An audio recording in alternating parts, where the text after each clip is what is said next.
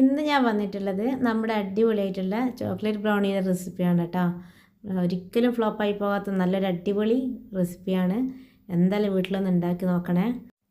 അപ്പോൾ ഇതെങ്ങനെയാണ് ഉണ്ടാക്കുന്നതെന്ന് നമുക്ക് കണ്ടു നോക്കിയാലോ. അപ്പോൾ ഇതിന് വേണ്ടി ഞാൻ മെഷർമെൻറ്റ് പറയാം. ആദ്യം തന്നെ 200 ഗ്രാം ചോക്ലേറ്റ് എടുത്തിട്ടുണ്ട്.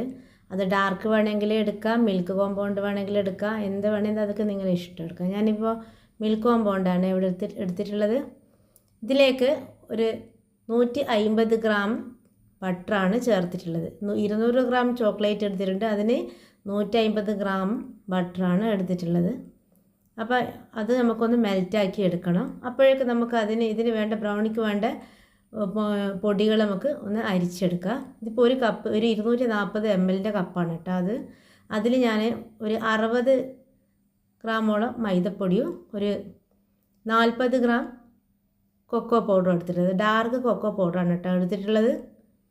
അപ്പോൾ നമുക്കിതൊന്ന് നന്നായിട്ടൊന്ന് അരിച്ചെടുക്കുക, കട്ടകളൊന്നും ഇല്ലാതെ അരിച്ചെടുക്കുക. ബ്രൗണി ഉണ്ടാക്കുമ്പോൾ നമ്മൾ ശ്രദ്ധിക്കേണ്ട കുറച്ച് കാര്യങ്ങൾ എന്ന് പറഞ്ഞാൽ പഞ്ചസാര പൊടിച്ചെടുക്കുക, പിന്നെ നമ്മൾ ആ മെഷർമെൻ്റ് എല്ലാത്തിലും കറക്റ്റ് ആയിരിക്കണം കേട്ടോ. അപ്പോഴാണ് നമ്മുടെ ബ്രൗണി നന്നായിട്ട് വരുള്ളൂ. അപ്പോൾ നമുക്കിതൊന്ന് സ്പൂൺ വെച്ച് എല്ലാം ഒന്ന് മിക്സാക്കി എടുക്കാം. ഇനി ഞാൻ ഇതിലേക്ക് എടുക്കുന്നത് ഒരു 3 കോഴിമുട്ടയാണ് കേട്ടോ. 3 കോഴിമുട്ട നമുക്കൊന്ന് ബീറ്റ് ചെയ്തെടുക്കണം. അപ്പോൾ കുറച്ച് വാനില എസൻസ് കൂടെ ഞാൻ അതിൽ ചേർത്തിട്ട് നന്നായിട്ടെന്ന് വെച്ചാൽ ഒന്ന് പതഞ്ഞ് കിട്ടുന്നത് വരെ ഒന്ന് ബീറ്റ് ചെയ്യുന്നുണ്ട്. ബീറ്ററിൻ്റെ ആവശ്യമൊന്നുമില്ല, എന്നാലും ഞാനിപ്പോൾ ഇത് ബീറ്റർ ഉപയോഗിച്ചാണ് ഞാൻ ചെയ്യുന്നത്. അപ്പോൾ ഇതിലേക്ക് ഞാനിപ്പോൾ കുറച്ച് വാനില എസൻസ് കൂടെ ചേർത്ത് കൊടുക്കുന്നുണ്ട്. കുറച്ചെന്ന് വെച്ചാൽ 1 ടീസ്പൂൺ മതിയാവും കേട്ടോ. ആ മുട്ടൻ്റെ ആ ഒരു സ്മെല്ലൊക്കെ ഒന്ന് മാറിക്കിട്ടാൻ വേണ്ടിയിട്ടാണ്. പിന്നെ ഇതിലേക്ക് ഒരു നുള്ളു ഉപ്പിട്ട് കൊടുക്കുന്നുണ്ട്. പിന്നെ ഞാൻ ഉപയോഗിച്ച ബട്ടർ എന്ന് വെച്ചാൽ അൺസാൾട്ടഡ് ബട്ടറാണ് കേട്ടോ. അപ്പോൾ ഇനി നമുക്ക് ഇതിലേക്ക് അതേ അളവിൽ തന്നെ ആ 1 കപ്പ് പഞ്ചസാര പൊടിച്ചതും കൂടി നമുക്ക് ഈ മുട്ടയിലേക്ക് ചേർത്ത് കൊടുക്കാം. എന്നിട്ട് 3ഉം കൂടെ മിക്സാക്കി നന്നായിട്ട് ബീറ്റ് ചെയ്തെടുക്കാം. അപ്പം ഞാൻ നേരത്തെ നമ്മുടെ ബട്ടറും ആ ഒരു ചോക്ലേറ്റും മെൽറ്റാൻ വേണ്ടിയിട്ട് വെച്ചിട്ടുണ്ടായിരുന്നു. അതിപ്പോൾ ഇവിടെ ഏകദേശം മെൽറ്റായി വന്നിട്ടുണ്ട്. രണ്ടും കൂടെ മിക്സാക്കി നോക്കാം. അപ്പോൾ ഇത് ഏകദേശം ഒരു 90% ആയിട്ടുണ്ട്. ഇനി കുറച്ചുകൂടെ ഒരു 10% കൂടെ ബാക്കിയുണ്ട്. അതപ്പോൾ ആ ചൂടിൽ തന്നെ കിടന്നിട്ട് അത് കുറച്ചുകൂടെ ഒന്ന് അലിഞ്ഞ് വരട്ടെ. അപ്പോഴേക്കും നമ്മുടെ മുട്ട ബീറ്റ് ചെയ്ത് നമുക്ക് ക്ലിയറാക്കി എടുക്കാം.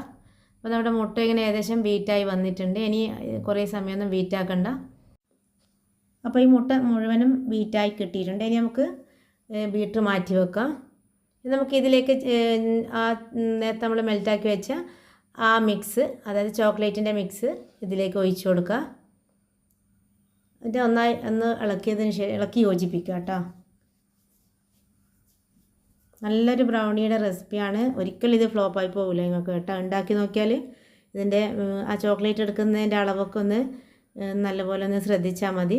നമുക്ക് പെർഫെക്റ്റായിട്ട് നമുക്ക് വീട്ടിൽ തന്നെ ഉണ്ടാക്കിയെടുക്കാൻ പറ്റും. ഇനി നമുക്ക് നേരത്തെ മാറ്റി വെച്ചാൽ നമ്മുടെ പിന്നെ കൊക്കോ പൗഡറും മൈദേൻ്റെ മിക്സ് അതുകൊണ്ട് ഇതിൽ ചേർത്ത് കൊടുക്കുക. പിന്നെ ഞാനിതിലേക്ക് നമ്മുടെ കേക്ക് ഉണ്ടാക്കുമ്പോൾ സാധാരണ നമ്മൾ ബേക്കിംഗ് പൗഡറും ബേക്കിംഗ് സോഡയൊക്കെ ചേർക്കില്ല, അതൊന്നും ഇതിൽ ചേർത്തിട്ടില്ല കേട്ടോ. അങ്ങനെയൊക്കെ ഉണ്ടാക്കുന്നുണ്ട്, ബ്രൗണിയിലും അങ്ങനെ ചേർക്കുന്നൊക്കെ ഉണ്ട്, ബേക്കിംഗ് സോഡയൊക്കെ ചേർക്കുന്നതായിട്ട് കണ്ടിട്ടുണ്ട്. പക്ഷേ ഞാനും ബേക്കിംഗ് സോഡ ഒന്നും ഇല്ലാണ്ടാണ് ഉണ്ടാക്കാറ്. അപ്പോൾ എന്നാൽ തന്നെ നമുക്ക് നല്ല അടിപൊളിയായിട്ടുള്ള പെർഫെക്റ്റ് ആയിട്ടുള്ള നല്ല ബ്രൗണി തന്നെ നമുക്ക് ഇവിടെ കിട്ടുന്നത്. ഈ ബ്രൗണി ഉണ്ടാക്കിയിട്ട് ഭയങ്കര നല്ല അഭിപ്രായം കിട്ടിയിട്ടുണ്ടായിരുന്നു കേട്ടോ. അപ്പോൾ നിങ്ങളിത് ധൈര്യമായിട്ട് വീട്ടിൽ തന്നെ ഒന്ന് പരീക്ഷിച്ച് നോക്കാം. എന്തായാലും നിങ്ങൾക്കിത് ഫ്ലോപ്പായി പോകാത്ത റെസിപ്പിയാണ്. അപ്പോൾ നമുക്കിനി ഇത് ബേക്കിംഗ് ട്രേയിലേക്ക് മാറ്റാം. ഇതിപ്പോൾ നന്നായി മിക്സ് ആയിട്ടുണ്ട്. നമ്മുടെ പൗഡറും എല്ലാം കൂടി ചോക്ലേറ്റും എല്ലാം കൂടെ ഒന്ന് മിക്സായി. ഇനി നമുക്കിത് ബേക്കിംഗ് ട്രേയിലേക്ക് മാറ്റി കൊടുക്കാം.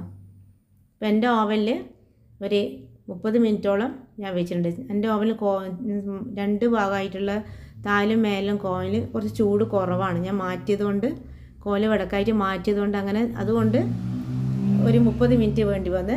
പിന്നെ ഓരോരുത്തരുടെ ഓവൻ്റെ ചൂടനുസരിച്ചിട്ട് അത് എത്രത്തോളം വേണമെന്ന് ശ്രദ്ധിച്ചിട്ട് ഒന്ന് കുത്തി നോക്കുക. ഒരു 20 മിനിറ്റ് കഴിഞ്ഞാൽ മെല്ലെ തുറന്ന് ഒന്ന് കുത്തി നോക്കിയാൽ മതി കേട്ടോ.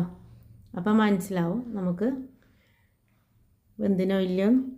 അപ്പോൾ നല്ല അടിപൊളിയായിട്ടുള്ള ചോക്ലേറ്റ് ബ്രൗണിയുടെ റെസിപ്പിയാണ്. അപ്പോൾ എല്ലാവരും ഇൻഷാ അല്ലാഹ് ഇതൊന്ന് ഉണ്ടാക്കി നോക്കുക. എൻ്റെ ഇഷ്ടമായിട്ടുണ്ടെങ്കിൽ ഒന്ന് എൻ്റെ ചാനലൊന്ന് സബ്സ്ക്രൈബ് ചെയ്യുക, സപ്പോർട്ട് ചെയ്യുക, എനിക്കൊരു ലൈക്ക് തരിക. അപ്പോൾ ഇൻഷാ അല്ലാഹ് അടുത്തൊരു നല്ലൊരു വീഡിയോ ആയിട്ട് വരാം.